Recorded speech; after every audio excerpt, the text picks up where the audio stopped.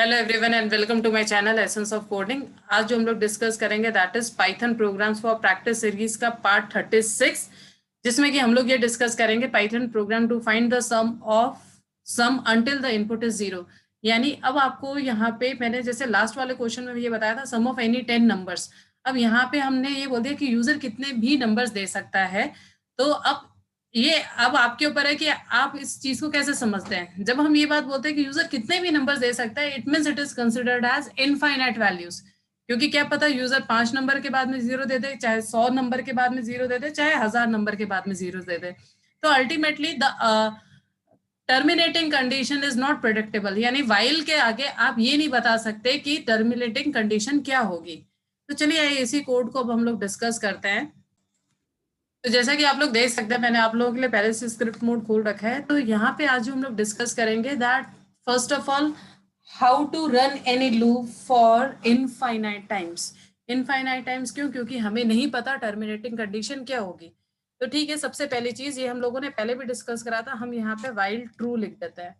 यानी जब तक कंडीशन ट्रू है, अब true will be always true, true कभी फॉल्स हो नहीं सकता। This is the constant value, right. तो जब भी आप वाइल ट्रू के अंदर कुछ भी लिखते हैं, ये जो कोड है ये एक्चुअल में इनफाइनाइट टाइम्स ही चलेगा, नो डाउट। अगर हमने कोई चीज इनफाइनाइट टाइम्स चलानी चाहिए तो उससे बाहर निकलने के लिए हमें कोई ना कोई कोड तो बाद में लिखना ही लिखना पड़ेगा, है ना।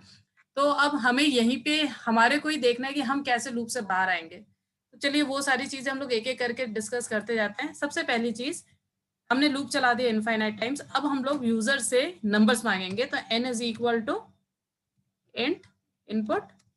ये सब हम लोगों ने ये वाली चीजें पहले भी करी थी। और यहाँ पे हमने बोल दिया एंटर एनी वैल्यू। और अच्छा, अब यहाँ पे क्या है, यूजर पॉजिटिव वैल्यू भी दे सकता है, नेगेटिव वैल्यूज भी दे सकता है। और हम ब्रैकेट में लिख देते हैं 0 टू स्टॉप, ताकि यूजर को पता तो रहे कि यहाँ से बाहर निकलने के लिए आपने क्या टर्मिनेटिंग कंडीशन दे रखी है। तो इसीलिए हमने बोल दिया यहाँ पे 0 टू स्टॉप के लिए।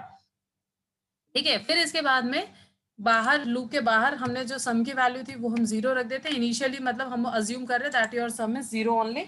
और फिर इसके बाद में अब हम लोगों को क्या करना है, हमें यहाँ पे आने के बाद में चेक करना पड़ेगा कि n की वैल्यू या तो यूजर 0 देगा या फिर कोई भी नॉन जीरो वैल्यू देगा।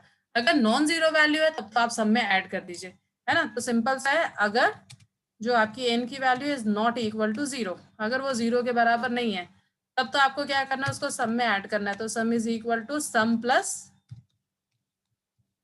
That value n। अच्छा, नहीं तो आपको क्या करना है, जो आपको मेन चीज यहाँ पे समझनी है दैट इज एल्स ब्रेक। अब देखिए यहाँ पे आपको क्या करना होगा। एल्स ब्रेक का मतलब ये है कि अगर यूजर ने मान लीजिए n की वैल्यू 0 दी है, एल्स का मतलब ये क्या हुआ कि 0 वैल्यू दी होगी। हमने एक यहाँ पे नया कीवर्ड यूज में लिया है दैट इज ब्रेक। सबसे पहले अब आपको यहाँ पे ब्रेक का मतलब समझना है। ब्रेक स्टेटमेंट क्या करता है, आपको लूप में से बाहर निकालने का काम करता है। यानी अगर आपको लग रहा है आपने लूप इनफाइनाइट टाइम्स चला दिया तो आप ब्रेक के थ्रू बाहर आ सकते हैं। मान लीजिए आपने लूप को किसी पर्टिकुलर काउंटिंग के बेसिस पे ही चलाया था, लेकिन बीच में कोई ऐसी कंडीशन आ गई कि जिसकी वजह से अब आप अपना प्रोग्राम कंटिन्यू नहीं रखना चाहते, तो in that particular case again आप ब्रेक स्टेटमेंट यूज में लेकर के बाहर निकल के आ सकते हैं।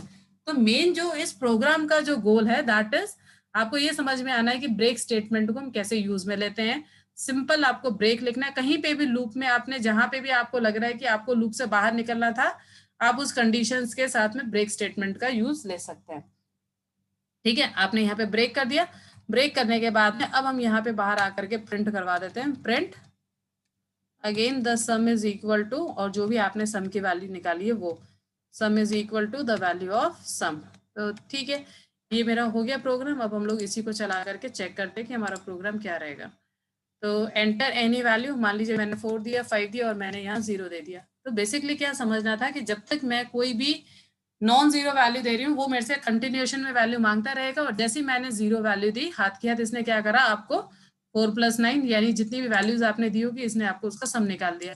इट इज नॉट कंपल्सरी कि आपको ये 2 ही वैल्यू का ही देगा। जब तक अब आप जहाँ पे 0 वैल्यू नहीं देते, ये तब तक आपसे वैल्यूज मांगता रहेगा और उस बेसिस पे 0 आते ही ये प्रोग्राम से टर्मिनेट कर देगा।